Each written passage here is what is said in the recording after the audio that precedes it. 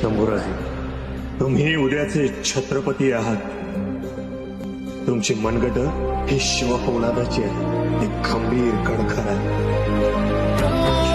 चालतो रे तुझी वाट रात्रंदिनी घेतला